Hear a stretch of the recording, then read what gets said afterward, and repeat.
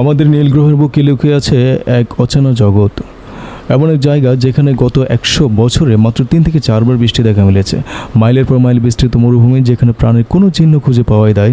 বিজ্ঞানীরা বলেন এটি পৃথিবীর সবচেয়ে শুষ্ক অমেরু মরুভূমি, রহস্যময় আতাকামা মরুভূমি। কিন্তু বিষুবরেখার এত কাছে হয়েও কেন এই মরুভূমি এত শীতল? কেন এখানে সৃষ্টি হয় এক অদ্ভুত কুয়াশার? আর কি এমন সম্পদ লুকিয়ে আছে এই রুক্ষ মাটির নিচে, যার জন্য 3টি দেশ জড়িয়ে পড়েছিল এক ভয়াবহ যুদ্ধে? আজ আমরা এই ভিডিওতে উন্মোচন করব আতাকামা মরুভূমির সেই অজানা ও রোমাঞ্চকর রহস্য। তৈরি হয়ে যান এক অনন্য অভিযানের জন্য। স্পেনীয় ভাষায় একে বলা হয় দেসিয়ার্দো দে আতাকামা। উত্তর চিলিতে অবস্থিত এই শীতল শুষ্ক বৃষ্টিবিহীন মরুভূমি অঞ্চলটি পশ্চিমে প্রশান্ত মহাসাগর উপকূলস্থিত পর্বতমালা কর্দিলেরা দে লা কোস্তা এবং পূর্বে আন্দেস পর্বতমালা দ্বারা আবদ্ধ। উত্তরে মরুভূমিটি তারাপাকা অঞ্চল হয়ে পেরু সীমান্ত পর্যন্ত চলে গেছে। এখানে 100 বছরে গড়ে 3 থেকে 4 বার বৃষ্টিপাত হয়।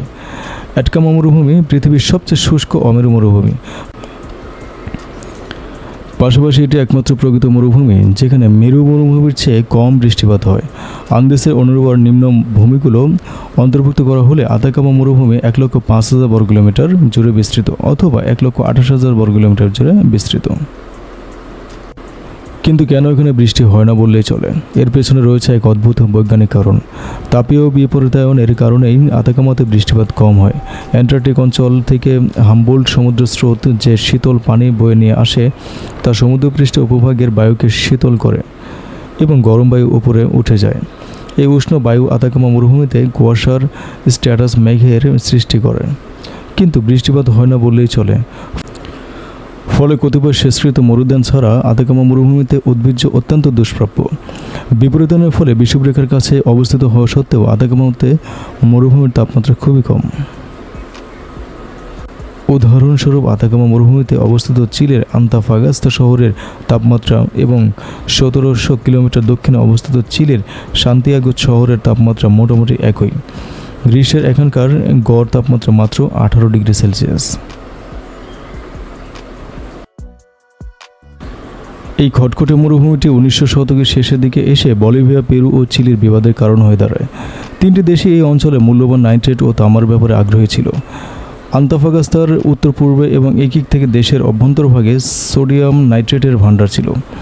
এই এলাকাগুলোর অধিকাংশই প্রথমে বলিভিয়া ও পেরুর অধীনে ছিল, কিন্তু খনন শিল্পগুলিতে চিলের ব্যবসায়ীরা অনেক বিনিয়োগ করেছিলেন এবং তারা চিলের সরকারের সমর্থন পেতেন। প্রশান্ত মহাসাগরের যুদ্ধ শেষে চিলি বিজয়ী হয়। আনকোনা চুক্তির ফলে চিলি অঞ্চলটি নিয়ন্ত্রণে নেয়। বলিভিয়া তার সমগ্র পশ্চিম সমুদ্র উপকূল হারায়।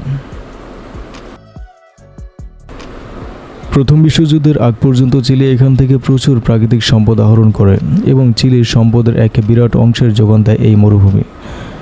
এই সময় বিশ্বের নাইট্রেট ব্যবসায় চিলির ছিল একক আধিপত্য। নাইট্রেট শিল্পের বিকাশের সুবিধার্থে ইকিক, কালদেরা, আন্তফাগাস্তা, তালতাল, মেহিয়ানোস এবং উত্তরে পিসাগুয়াতে সমুদ্র বন্দর নির্মাণ করা হয় এবং সেগুলো থেকে উপকূলীয় পর্বতমালার মধ্যে দিয়ে অভ্যন্তরভাগে মরুভূমি পর্যন্ত রেলপথ তৈরি করা হয়। কোনো কোনো বছরে 30 লক্ষ টন নাইট্রেট নিষ্কাশন করা হতো। প্রথম বিশ্বযুদ্ধের পর কৃত্রিম নাইট্রেটের উদ্ভাবন আতাকামা থেকে নাইট্রেট নিষ্কাশনে ভাটার সৃষ্টি করে এবং চিলি নাইট্রেটের একটি আঞ্চলিক বাজারে পরিণত হয়। ফলে চিলি সরকার তামার খনি শিল্পে মনোযোগ দেন। বর্তমানে এই তামার খনিগুলোই অঞ্চলটির মূল আয়ের উৎস। এত শুষ্কতা আর প্রতিকূলতার মাঝেও এখানে জীবনের অস্তিত্ব রয়েছে। মরুভূমিতে স্থানে স্থানে হাজারখানেক লোক কৃষিকাজে নিয়োজিত। পিকাতে লেবুর চাষ হয়। সান পেদ্রোতে আতাকামার লবণাক্ত জলাভূমিগুলিতেও চাষাবাদ হয়। চুকিকামাতের কাছে কালামাতে লোয়া নদীর পানি সেচ করে আলু ও আলফালফা চাষ করা হয়। প্রকৃতিরই অদ্ভুত রূপসী অথচ ভয়ঙ্কর সৃষ্টি আতাকামা মরুভূমি আপনার কেমন লাগলো কমেন্টে আমাদের জানান। ভিডিওটি ভালো লাগলে লাইক করুন এবং শেয়ার করুন। আর এমন আরও রোমাঞ্চকর তথ্য জানতে চ্যানেলটি সাবস্ক্রাইব করে রাখুন। ধন্যবাদ। আসসালামু আলাইকুম।